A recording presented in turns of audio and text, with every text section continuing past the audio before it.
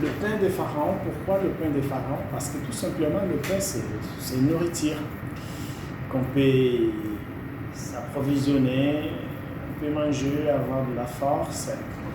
Surtout en ces périodes de confinement, tout le monde a fait recours, si j'ose dire comme ça, recours au pain. Tout le monde courait chercher du pain partout pour s'approvisionner, pour faire du stock.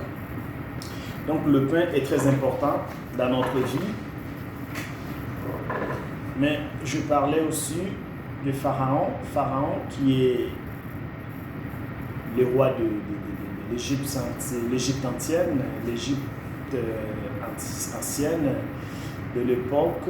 Et cet homme était puissant parce que l'Égypte, qui est une civilisation, une puissance d'ailleurs, et cet homme de Pharaon était le roi. Pourquoi Pharaon? Je parle du Pharaon, le pain de Pharaon. On dit en Chiluba, Jampa Jafalo. On dit en Swahili, Mkate ya Farao. En Lingala, Lipa ya Falo. Mkate ya Pharaon. Ce pain de Pharaon qui a fait grandir Moïse. Ce pain de Pharaon que Moïse a mangé toute sa vie, durant son enfance, sa jeunesse, c'était le pain de Pharaon. On va lire la parole de Dieu dans Exode chapitre 10. Exode, c'est le deuxième livre de la Bible, bien aimé. Exode. On va d'abord lire au verset chapitre 10, verset 10b. La Bible dit: attention, car le malheur est devant vous. La Bible dit: attention, car le malheur est devant vous. Là, c'est Pharaon qui s'adresse à Moïse et Aaron. Il le prévient de malheur qui sont devant eux lorsqu'ils partiront avec Israël. Pharaon étant que roi, il dit à Moïse, entre parenthèses, c'est Pharaon et Moïse sont grandis ensemble. Dans leur histoire, c'était comme si c'était des neveux, des cousins comme ça, parce que dans la généalogie, c'est comme si Pharaon était, même si c'était un enfant adoptif, mais c'était le fils de la sœur de Pharaon Ramsès II qui régnait à cette époque-là. Donc Pharaon et Moïse ont grandi ensemble et ils se connaissent bien. Et ils ont joué ensemble, ils avaient presque le même âge. Ils ont joué ensemble, ils ont grandi ensemble, ils ont eu des secrets ensemble parce que les deux, c'était deux princes. Et c'est Moïse qui a grandi dans la cour de Pharaon, et tant qu'héritier, va fuir un jour. Et il va revenir pour réclamer et demander le départ des enfants d'Israël. Et ici, il y a Pharaon qui dit à Moïse, attention, car le malheur est devant vous. Maintenant, je vais lire notre verset aujourd'hui. Au chapitre 10, verset 28, la Bible dit, et il dit même à Moïse, Pharaon, il dit même à Moïse, sors de chez moi. Veille bien à ne plus te présenter devant moi, car les jours où tu le feras, tu mourras. Alléluia. Sors de chez moi, car les jours où tu le feras, sors de chez moi et ne reviens plus devant moi. Ne te présente plus, dans d'autres termes, devant moi. Parce que les jours où tu le feras, tu t'aventureras de le faire, mort, tu mourras. Pourquoi cette haine? Pharaon et Moïse, c'était des cousins, c'était deux frères, de demi-frères, des cousins. Ils ont grandi ensemble parce qu'ils avaient presque le même âge. Ils ont grandi ensemble. Ils étaient tous de princes héritiers du trône.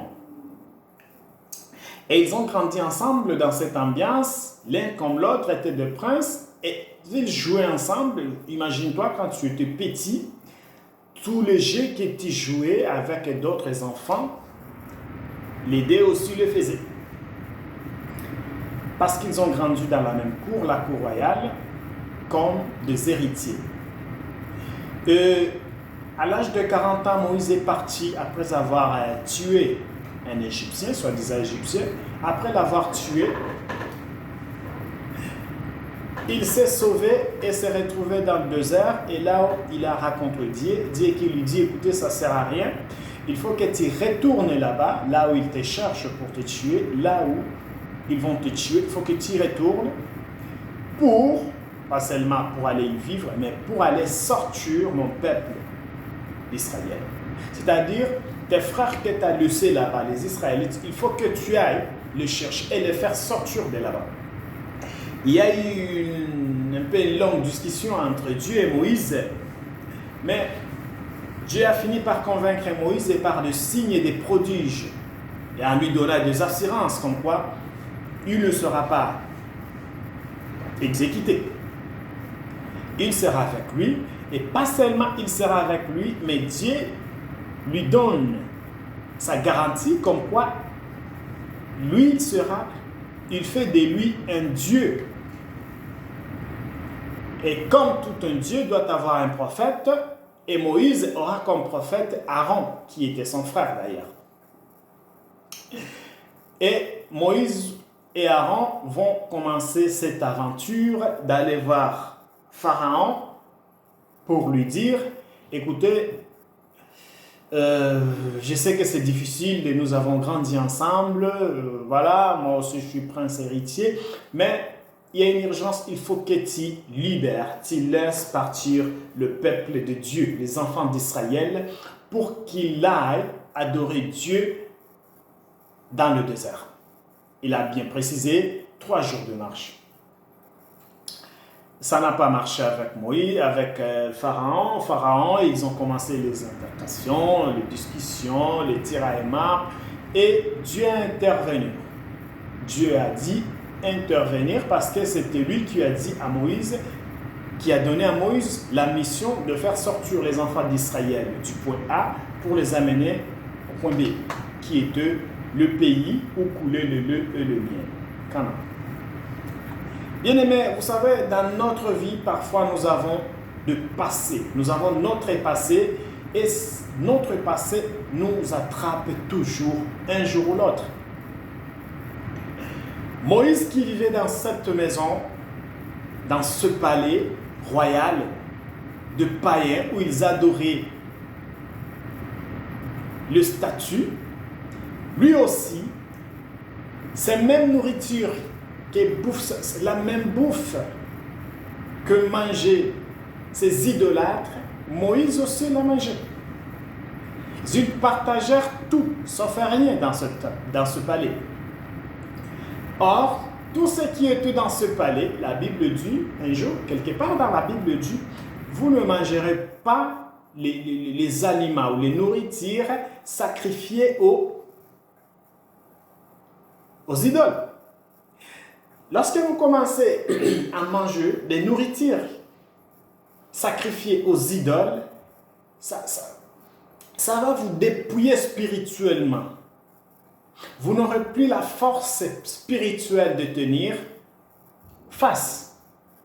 Tout simplement parce que ça fait partir la gloire de Dieu. Et Moïse, lui, il était là, il bouffait midi, matin, soir, matin, midi, soir.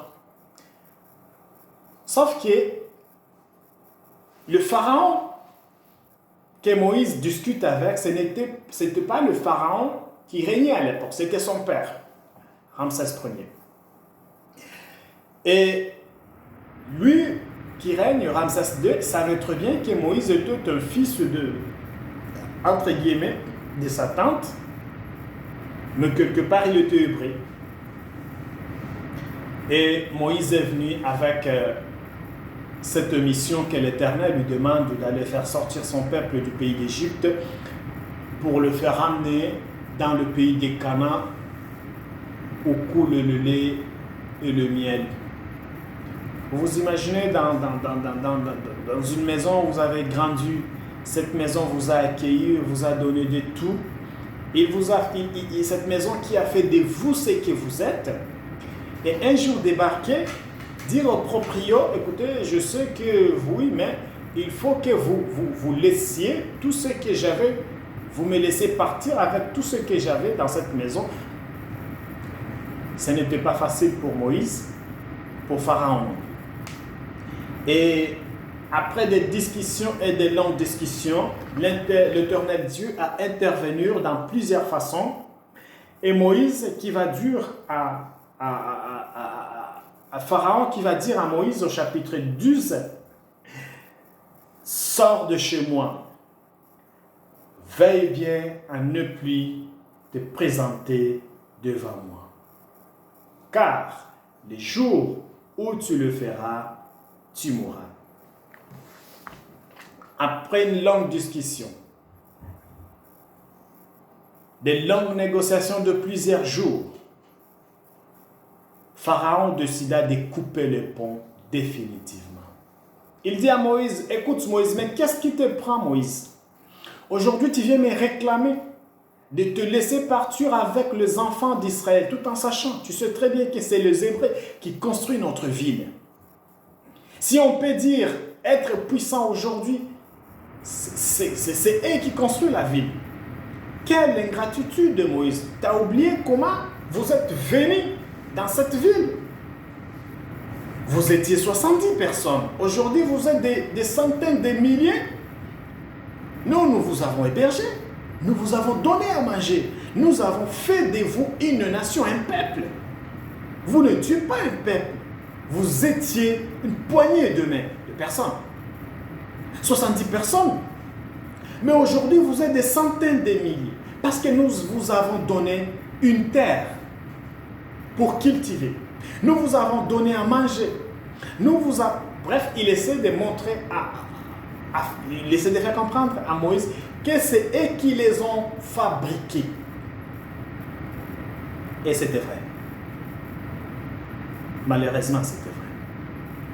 Quand les Hébreux sont entrés en Égypte, ils étaient 70 personnes. Mais avant de sortir, ce n'était pas 70 personnes. C'était des centaines et des centaines de milliers. Je vois comment c'était, essayez de voir comment c'était dire à Pharaon. Et c'est ces gens-là qui construisaient l'Égypte. C'est eux qui fabriquaient de briques, qui faisaient tout pour qui cultivaient, qui faisaient de la paille pour construire l'Égypte. Qu'on peut dire aujourd'hui, l'Égypte, c'est une ancienne puissance. C'est eux les Hébreux. C'est une gamme d'économies dans ce pays-là. C'est comme aujourd'hui, on se retrouve avec, avec la crise économique due au coronavirus. Tout le pays fait comme ça. Oh, qu'est-ce qu'on va devenir? Tout le pays met le main sur la tête et se dit comment on va résoudre cette crise. Si je peux le dire comme ça, c'était comme si les Covid de l'époque. On te demande, bon, il n'y aura plus de travail, il n'y aura plus de travailleurs, au moins après le corona, on va retourner à un travail respectueux. Mais à l'époque, il essaie de dire à Pharaon, il n'y aura plus de travail, parce que c'est eux qui travaillaient. Et il n'y aura plus de travail. Dans d'autres termes, il n'y aura plus de développement. Il n'y aura plus de puissance d'Égypte. C'était la fin de cette puissance. C'était la fin du règne. C'était la fin de toutes choses en Égypte. Le départ des Égyptiens, des Hébreux. L'économie allait s'effondrer. Le pays allait stagner. Un chômage allait embraser le pays. Parce qu'ils allaient partir avec tout ce qui leur appartenait. Et Pharaon, quand il a commencé à méditer ça, il a dit à Moïse, Moïse, toi qui manges le pain dans cette maison, toi qui te vêtissais des habits, des vêtements de cette maison, comment tu peux oser dire cela aujourd'hui? Comment tu peux oser nous faire cela? Est-ce que c'est pour adorer? Vous ne pouvez pas le faire ici. Comment tu peux faire ça à l'Égypte? L'Égypte est le pays qui vous a accueilli, nous vous avons soutenu. Ça lui dépassait. Il a dit à Moïse, va. Mais souviens-toi que tu as mangé mon pain dans ce palais, dans ce pays. Tu habilles mon nom dans ce pays, dans ce palais. Tu habilles mon vin dans ce pays, dans ce palais. Fais attention là où vous allez, car le malheur est devant vous. Alléluia. Vous savez, bien-aimés, dans notre vie, le passé nous rattrape. Nous avons de passé. Ce que nous avons fait dans le passé, ça nous rattrape, ça nous guette, ça nous cherche toujours pour nous ramener dans notre passé. Pharaon qui dit à Moïse, ce pays vous a accueilli, ce pays vous a donné tout. Ce pays a fait de vous une nation, c'est que vous ne tuez pas avant. Ce pays a fait de vous un peuple fort et puissant. Mais aussi, c'est grâce à vous que ce pays avance et se développe. Si vous partez, qu'est-ce qu'on va devenir? Malgré tout ce qu'on a fait pour toi, Moïse, c'est comme ça que tu essaies de nous remercier. Va. Va, il dit à Moïse. Sors de chez moi et ne reviens plus jamais devant moi. Car les jours où tu le feras, tu mourras. Alléluia. Vous savez, pour Moïse, pour Pharaon, c'était de l'ingratitude. Je ne sais pas quel pain tu as mangé et à qui il appartient ce pain. Mais le pain de Moïse, le pain de Pharaon poursuivait Moïse et partout il passait. Pour Moïse, c'était une mort signée. Il ne devrait pas s'échapper. Parce que lui aussi, bien sûr, il avait mangé du pain. Lui aussi, il a vécu dans ce palais. Lui aussi, il a mangé des fruits de l'Égypte. Et Pharaon qui lui dit, ne reviens plus jamais, faites attention, car les jours où tu reviendras me voir, je te tuerai. Lorsqu'on prend quelque chose qui appartient à Satan et on décide de se séparer de lui, fais gaffe de ne pas faire marche arrière, bien-aimé. Parce que si tu fais marche arrière, il va te détruire. Si tu fais marche arrière, Satan pourra te détruire jusqu'à ce que tu te regrettes toi-même. Sachez bien qu'on ne rigole pas avec le diable. Il n'est pas notre ami.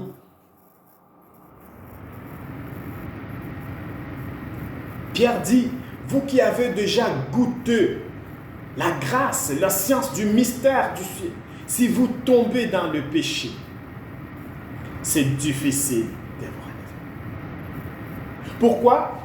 C'est parce que comme Moïse qui avait dit à Pharaon, on va s'en aller, et un jour il décide de dire, non, on va retourner, je vais retourner en Égypte. Alors que la sentence de mort était déjà prononcée. C'est ainsi que le Nouveau Testament essaie de comparer quelqu'un qui décide, qui se dit, moi, je ne veux plus de Satan.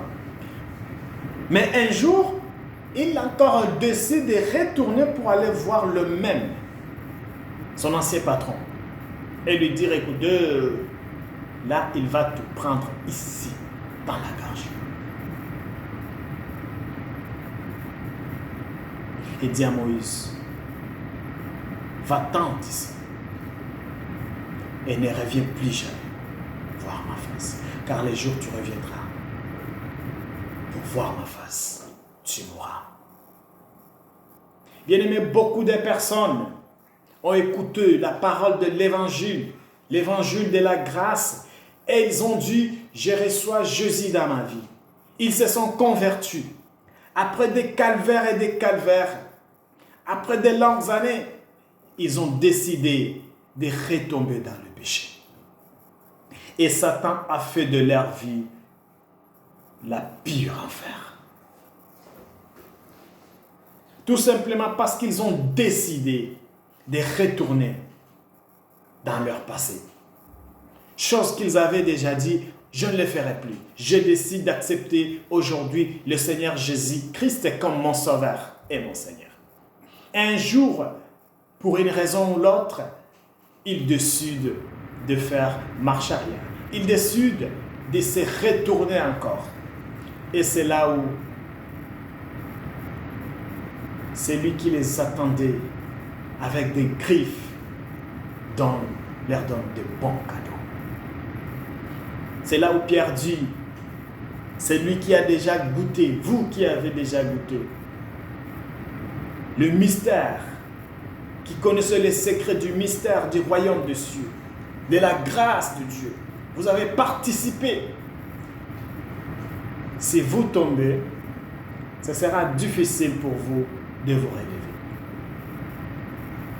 Bien-aimés, lorsque nous quittions notre Pharaon, je ne sais pas qui était votre Pharaon, je ne connais pas votre histoire, je ne connais pas ton passé, ce que tu as fait dans le passé avant d'accepter le Seigneur Jésus-Christ dans ta vie. Je ne connais pas ton histoire. Il a effacé, il a pardonné, mais il n'y retourne jamais. Parce que c'est lui à qui tu as déclaré la guerre, il t'attend à guerre ouverte. Avec une grande méchanceté, il t'attend. Il suffit seulement que tu dis, je vais y retourner. Il va t'accueillir à bras ouverts. Tu seras du pire. Il va faire de ta vie l'enfer. C'est pour cela qu'on va lire dans Éphésiens, Paul dit dans Éphésiens, on vous a enseigné à vous débarrasser du vieil homme qui correspond à votre ancienne manière de vivre et se détruit sous l'effet des désirs, de ces désirs trompeurs. Éphésiens chapitre 4, verset 22, la Bible dit, on vous a enseigné, qu'est-ce qu'ils nous ont enseigné? De nous débarrasser de notre vieil homme. Pourquoi? Qui fait quoi? Notre vieil homme qui correspond à notre vie, à notre ancienne manière de vivre. Et c'est détruit sous l'effet de ces désirs trompeurs. C'est-à-dire, notre ancienne vie, notre ancienne façon de vivre, notre vieil homme qui s'est détruit par le désir, par le fait de désir trompeur, il est qualifié par ce désir trompeur. Il nous fait miroiter des choses qui n'est pas vraies. Il nous montre des façades, alors qu'en réalité, ce n'est pas vrai ce qu'il nous montre. Et Paul, lui, il dit, débarrassez-vous. Si vous avez accepté Jésus comme votre Seigneur et Sauveur, il vous a été enseigné de vous débarrasser, c'est-à-dire débarrassez-vous. Quand Israël a commencé à partir d'Égypte, le Seigneur leur a dit, débarrassez-vous de vos idoles, sanctifiez-vous, purifiez-vous, mettez de côté, laissez à l'Égypte tout ce qui leur appartient comme idole et partez sains et saufs, sans rien devoir à l'Égypte. Lorsque tu pars avec quelque chose qui appartient à quelqu'un, tu lui deviens redevable. Parce qu'à toutefois, chaque fois que tu regarderas la chose, ça te fera penser au propriétaire. Ça te fera penser à la personne qui détenait la chose. C'est ainsi avec le péché. Lorsqu'on essaie toujours de regarder en arrière, ça donne toujours envie d'y retourner. Un jour, le Seigneur, excusez-moi, il va dire à Lot et à sa famille, vous partez, courez, regardez seulement ce qui est devant vous. Ne regarde pas derrière. Bien-aimé, regarde pas derrière toi. Peu importe ce qui gronde, peu importe le foudre, peu importe les bombes qui tombent derrière toi, peu importe la gravité de menaces que Satan fait sonner dans tes oreilles, regarde pas derrière. Paul le dit au chapitre 4 verset 23 du même livre d'Éphésiens. À vous, laissez renouveler. Il dit, à vous laisser renouveler par l'esprit dans votre intelligence et à vous revêtir de l'homme nouveau, créé selon Dieu dans la justice et la sainteté qui produit la vérité. Alléluia. Quand il nous recommande de nous débarrasser de notre vieil homme, parce qu'il a le désir trompeur, il nous recommande aussi, il nous demande de nous débarrasser de notre vieil homme qui a des désirs trompeurs, mais il nous recommande à nous laisser renouveler par l'esprit dans notre intelligence. Non, ça c'est. Et nous revêtir de nouvel homme, créé selon Dieu, dans la justice et la sainteté qui produit la vérité. La vérité produit la justice et la sainteté. Vous savez, quand on regarde derrière, bien-aimé, il y a toujours des destructions. Un jour dans le désert, Israël qui va dire, ah, comment ça? Là-bas, on mangeait de la viande. Il y avait des oignons, des poivrons, je ne sais pas moi quoi. Mais ici, il y a de la mangue, c'est pas possible ça. Non, on va retourner là-bas. Vous savez, parfois on traverse des moments bien-aimés, on se dit, mieux vaut le passé, mieux vaut notre vie d'avant, mieux vaut notre vie dans le péché, mieux vaut notre vie dans le monde, mieux vaut notre... Ah, vraiment, quand j'étais païen, quand je buvais, je te conseille cet après-midi de ne pas penser à tout cela. Et Israël a dit, non. On était bien. Vous savez, Satan, il est malin. Il vient miroiter les choses pour vous dire que là où vous êtes, vous n'êtes pas bien, vous n'êtes pas à l'aise. Mais quand vous étiez avec lui, c'était bon. Sauf que Israël, quand il était en Égypte, c'était des esclaves. On les frappait. C'était des esclaves sans la moindre estime, moindre considération. Il fallait qu'on les frappe comme des bêtes, comme des enfants, parce que tout simplement, ils avaient le statut d'esclaves.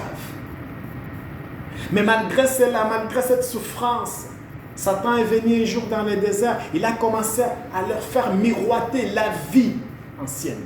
Il leur dit, écoutez, bon, c'est à vous de voir, hein, mais quand vous étiez là-bas, quand il a essayé de miroiter, vous savez, l'être humain a toujours son côté faible. Et ils ont commencé à se dire, oui, c'était vrai. Et il s'est mis debout un jour, il dit, non, on va choisir un chef, on va retourner là-bas. Et vous connaissez la suite. Dieu les a exterminés dans le désert. Le pain de Pharaon. Ils ont commencé à envier.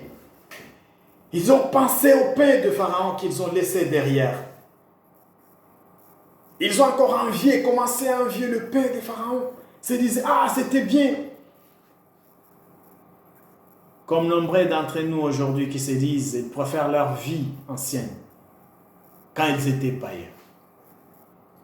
J'ai déjà entendu des gens comme ça qui disent, quand j'étais païen, les choses allaient mieux. Quand j'étais païen, je ne traversais pas des souffrances comme ça. Quand j'étais païen, je n'avais pas un seul pantalon. J'avais quand même 50 paires de chaussures. Mais quand j'étais païen, j'avais des vestes. Oui, j'avais des vestes. Peut-être tu avais 50 paires de chaussures. Mais ça n'empêche pas que tu étais païen. Ça n'empêche pas que tu étais pécheur. Et ça n'empêche pas que quelqu'un a dû payer de sa vie pour que tu sois appelé chrétien aujourd'hui. Quelqu'un a payé le plus fort. Ce sont des stratégies du diable de nous montrer notre passé. Nous faire voir que notre passé était glorieux. Et que notre présent est sans espoir. Mais laisse-moi te dire que la Bible dit, recherchez premièrement le royaume des cieux et sa justice, et le reste nous sera donné. Paul dit, je cours vers l'avant. On ne court pas en arrière, on court en avant. Parce que je vise quelque chose qui est devant moi. Je ne sais pas ce que tu vises, bien-aimé, mais je veux que tu saches que la Bible nous recommande de nous renouveler, de nous revêtir de l'homme nouveau, d'être renouvelé, de renouveler notre esprit, notre intelligence. Parce que lorsque notre intelligence est renouvelée, notre esprit est renouvelé, nous venons des hommes de la vérité qui produit la sainteté et la justice. Je ne sais pas ce que tu as laissé derrière toi et à quoi tu as toujours tendance à retourner. Mais sache que lorsqu'on abandonne Satan et qu'on lui revient, c'est la mort signée. Paul dit, faites donc attention. Nous traversons des moments difficiles. Et ce n'est pas le moment de regarder ce qui se passe derrière nous.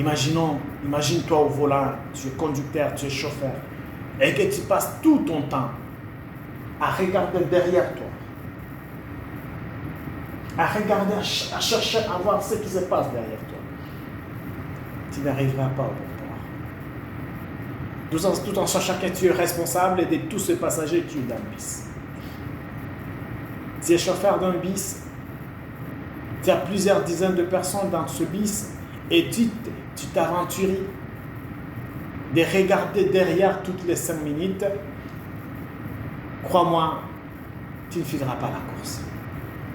Tu peux la finir, bien entendu, bien sûr, mais peut-être dans tout. Paul nous recommande de renouveler notre intelligence, de nous revêtir de la vérité qui produit la justice et la sainteté. Il dit ensuite, faites donc bien attention à la façon dont vous vous conduisez. Même notre façon de nous conduire, on doit faire attention. Pourquoi? Ne vous comportez pas comme des fous. Il y a des chrétiens qui se comportent comme des fous. Vous savez, un fou, c'est lui qui ramasse tout. Tout ce qu'il voit pour lui, c'est bon. Ce qui est bon, lui, il ne prend pas. Si tu essaies de faire une expérience, mets 2 paires de chaussures, une paire tout neuve et une paire vieille pourrie. Le fou, lui, quand il va passer, il va laisser celui qui est tout neuf et il va prendre celui qui est vieil. Ça, c'est de la folie. Parce qu'un homme normal ne prendra pas des chaussures usées alors qu'il voit très bien qu'il y a des chaussures tout neuves. Et Paul dit, ne vous conduisez pas, ne vous comportez pas comme des fous.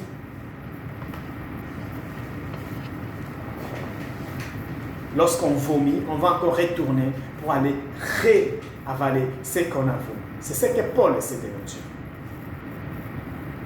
Il dit, ne vous comportez pas comme des fous, mais comme des sages. Rachetez le temps. car les jours sont mauvais. Rachète le temps, bien-aimé, car les jours sont mauvais. On ne sait pas qu'est-ce qui nous attend demain, qu'est-ce qui va nous arriver demain. Rachète le temps dans tout ce que tu fais. Tu es au travail, rachète le temps. Sache que les jours que nous vivons le dernier jour. On ne sait pas quand est-ce que ça va sonner. Rachète le temps, regarde autour de toi, parle de Jésus, parle de la parole de Dieu. Fais à ta façon, à ta manière, pour que cette parole soit écoutée partout. Arrive dans chaque maison. Rachète le temps. Même si tu peux travailler du matin au soir, prends quelques minutes de parler de la parole de Dieu.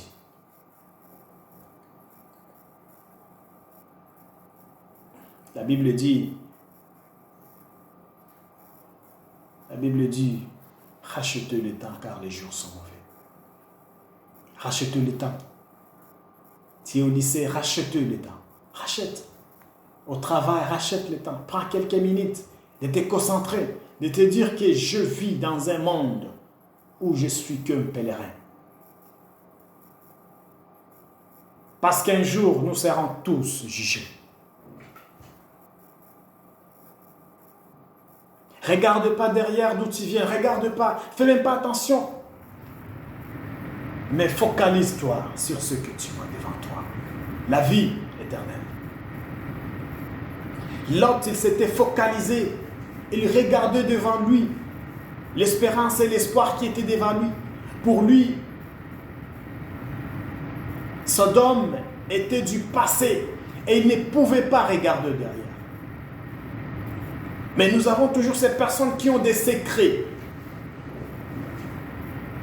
qui regardent toujours derrière leur passé, qui les attrape. Elles finissent par se transformer à des montagnes de sel. Mais Paul dit, rachetez le temps car les jours sont mauvais. Bien-aimé, rachète le temps dans tout ce que tu fais dans ta vie. Rachète le temps. Dis-toi que je n'ai plus le temps. Il n'y a plus le temps de bavarder, il n'y a plus le temps de jouer, il n'y a plus le temps de se faire des selfies inutiles. Il est temps de nous réveiller. Paul dit dans Thessaloniciens, 1 Thessaloniciens chapitre 5, qu'il viendra comme un voleur. Le Seigneur, il parle. Mais il viendra comme un voleur pour qui? Pour ceux qui dorment. Et ceux qui dorment, ils dorment la nuit. Mais pour nous, qui sommes les enfants de la lumière, si on veille, il ne viendra pas comme un voleur. Je ne sais pas ce que tu regardes derrière toi, mais sache que la femme de Lot a essayé de regarder derrière elle. Mais tu sais très bien ce qui lui est arrivé. Il n'y a pas que elle, les enfants d'Israël dans le désert. Ils ont pensé aux viandes, aux oignons, aux pommes de terre, au pain, aux baguettes des Égyptiens. Et ils y sont laissés la vie. Ils y ont laissé la vie dans le désert. Paul dit, je combats le bon combat. Je me focalise sur mon objectif. Mon objectif est de terminer cette course pour rendre des comptes à celui qui m'a appelé. Je prie pour toi, bien-aimé, que le Seigneur et le Saint-Esprit te fortifient, afin que tu puisses regarder ton objectif, de courir, de faire des bons marathons, de ne pas regarder derrière, parce qu'il n'y a rien de bon qui est derrière. C'est pour cela que le Seigneur nous a donné la face devant. Il nous a donné les yeux devant. Sinon, il pourrait nous mettre les yeux derrière. Il pouvait le faire. Parce qu'il n'y a rien de bon derrière. C'est pour cela qu'il nous a tout donné et mis tout devant nous. Nous sommes presque à la fin. Je te souhaite, bien-aimé, de tenir fort, de racheter le temps, de ne pas regarder ni penser au pain de Pharaon. Pharaon, c'est le diable qui t'a fait esclave du péché, qui a fait de toi un esclave du péché. Tu faisais ce que tu ne voulais pas. Mais il t'oblige à le faire parce que tu n'avais pas le choix. Mais quelqu'un a payé le prix fort pour t'arracher de cet esclavagisme et faire de toi un homme libre. Il t'a béni de toutes sortes de bénédictions spirituelles. Bon Dieu. Regarde pas derrière. Cours comme l'autre à courir. Et regarde pas derrière. Je prie pour toi je prie pour toi pour que tu puisses vraiment regarder, te focaliser sur tes objectifs.